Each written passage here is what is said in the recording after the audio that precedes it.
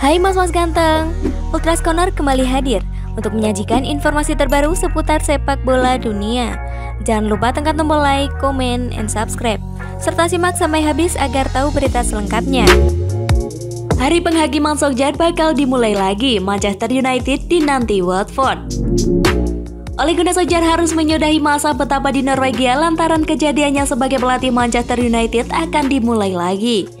Manchester United akan melakoni laga di pekan ke-12 Liga Inggris dengan menghadapi Watford. Dengan kata lain, hari penghakiman Solskjaer sebagai pelatih Manchester United kembali akan dimulai. Sudah bukan hal yang baru jika masa depan sang pelatih mendapat guncangan besar akhir-akhir ini. Rentetan hasil minor dalam 9 laga terakhir membuat rapor Ole bertambah merah di mata para pendukung. Ide sebagian pendukung setan merah sejatinya cukup jelas. Mereka menghendaki adanya pergantian pelatih secepatnya. Mereka tak mau terlena dengan status Solskjaer sebagai legenda tim. Kapasitas Solskjaer yang kini mengabdi sebagai pelatih perlu diadili berdasar hasil di atas lapangan. Dan sejauh ini mantan pelatih Cardiff City ini belum bisa memberikan hasil positif kepada klub yang membesarkan namanya. Tak ada gelar satupun yang mampir di Old Trafford selama era kepemimpinan Solskjaer. Di musim ini rangkaian puasa gelar klub juga nampaknya belum akan berakhir.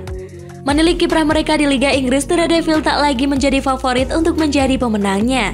Pasalnya hingga pekan ke-11 mereka sudah menelan 4 kekalahan.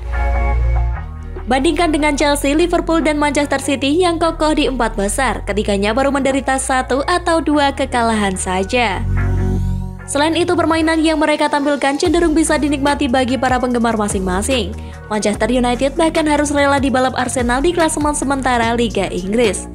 Padahal di awal musim, The Gunners sempat terjerambab di peringkat ke-15 klasemen. Kini pasukan Mikel Arteta berada di tangga ke-5, sedangkan United harus puas menjadi penghuni peringkat ke-6. Para pendukung Manchester United boleh saja berharap tim kesayangannya bakal beranjak dari performa menjemukkan ini. Solskjaer barangkali mendapat ilham tak terduga ketika kembali ke Norwegia lalu. Ia yang jelas perlu melakukan perubahan dramatis untuk menyelamatkan masa depannya sendiri sebagai pelatih setan merah.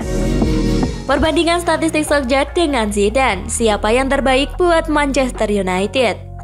Menjadi pelatih Manchester United bukan perkara mudah, dan ini Ole Gunnar Solskjaer sedang berada di masa-masa sulit dalam karirnya.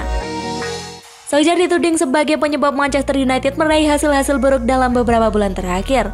Fans pun semakin dibuat kesal karena The Red Devils kini diperkuat oleh banyak pemain hebat di setiap lini. Tidak heran kalau mereka menuntut manajemen klub untuk segera memecat pelatih kebangsaan Norwegia tersebut. Tapi Manchester United bersikukuh bertahan dengan Solskjaer dan terus memberinya kepercayaan. Namun kepercayaan itu akan terkikis seiring dengan waktu berjalan, apalagi kalau Manchester United kembali meraih hasil-hasil mengecewakan. Masalahnya Harry Maguire dan kawan-kawan akan melalui banyak partai berat hingga Desember nanti. Kandidat pengganti semakin berkurang. Beberapa pelatih telah disebut-sebut sebagai calon kuat pengganti Solskjaer, khususnya setelah Manchester United dipermalukan Liverpool 0-5. Namun daftar tersebut semakin menipis. Antonio Conte sempat dianggap sebagai kandidat terkuat pengganti Solskjaer. Ia bahkan dilaporkan siap menerima kalau tawaran datang, namun sebelum Solskjaer dipecat, Conte sudah berlabuh duluan ke Tottenham. Brendan Rodgers masuk ke dalam bursa pengganti, begitu juga dengan Erik ten Hag dan Ralf Rangnick. Namun sebagian besar fans masih berharap bisa melihat Zinedine Zidane mengisi jabatan krusial tersebut. Harapan fan Manchester United tampaknya sulit terwujud. Dari banyak laporan diketahui bahwa Zidane belum tertarik buat keluar dari zona menganggur. Dan kalaupun harus bekerja lagi, ia hanya ingin menukangi timnas Prancis. Walau demikian, harapan penggemar belum sepenuhnya pupus. Kabar terkini menyebutkan kalau Zidane mulai tertarik untuk bergabung dengan Manchester United, namun harus meyakinkan sang istri agar bisa mendapatkan izin. Zidane adalah pelatih dengan CV yang mentereng. Meski baru menukangi satu klub dalam karirnya yakni Real Madrid, pria berdarah Prancis tersebut sudah memperoleh banyak prestasi termasuk Liga Champions. Namun musim terakhir Zidane bersama Los Merengues tidak begitu meyakinkan. Ia cabut dalam keadaan Real Madrid gagal memperoleh satu pun trofi di musim 2020-2021 kemarin. Lantas, apakah Zidane lebih baik ketimbang Solskjaer?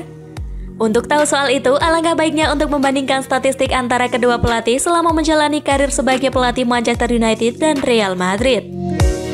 Ole Gunnar Solskjaer. Dalam 167 pertandingan, Ole mencatatkan 91 kali menang, 37 kali imbang, dan 39 kali kalah. mencetak 308 gol, kebobolan 180 gol, dan clean sheet sebanyak 58 kali. Poin per laga 1,86.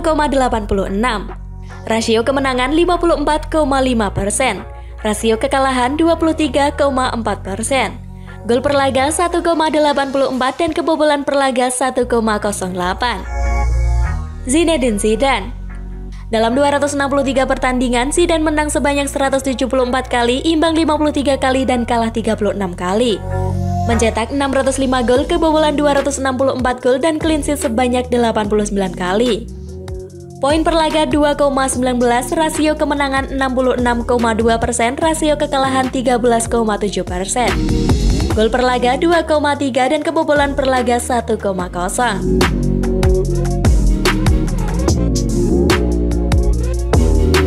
Tidak bisa dipungkiri sekian statistik di atas cukup untuk mengetahui siapa yang lebih baik. Fokusnya ada pada rasio kemenangan dan poin yang diraih setiap pertandingannya. Portugal lebih banyak main di Piala Dunia sejak ada Ronaldo, 4 kali saat ada CR7, 3 kali tanpa dia. Cristiano Ronaldo adalah pemain penting bagi timnas Portugal. Sepanjang sejarah Portugal di Piala Dunia, Portugal baru bermain di Piala Dunia dalam 7 kesempatan.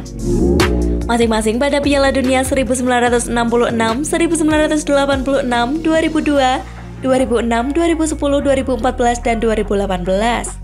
Peran Ronaldo cukup besar dalam keikutsertaan Portugal di Piala Dunia. Ronaldo telah tampil dalam 4 dari 7 penampilan Portugal di Piala Dunia, masing-masing pada 4 Piala Dunia terakhir itu, yaitu pada 2006, 2010, 2014, dan 2018. Portugal telah lolos ke Piala Dunia lebih banyak dengan Cristiano Ronaldo 4 daripada 75 tahun tanpa dia 3. Tulis akun Twitter Piala Champion Internasional @INTChampionCup.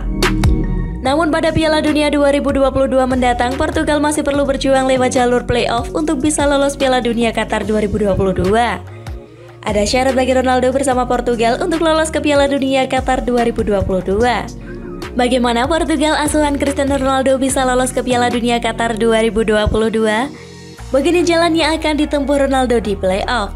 Mereka perlu memenangkan setiap pertandingan yang dihadapi, karena masing-masing pertandingan yang dihadapi penting untuk bisa meraih kemenangan. Cristiano Ronaldo masih bisa memimpin timnya di Qatar. Portugal bersama Ronaldo belum memastikan diri mendapat tiket Piala Dunia 2022. Karena mereka berada di urutan kedua di belakang Serbia di grup B kualifikasi Piala Dunia. Dalam pertandingan yang menegangkan pada Minggu malam, Serbia keluar sebagai pemenang berkat gol akhir dari Aleksandar Mitrovic.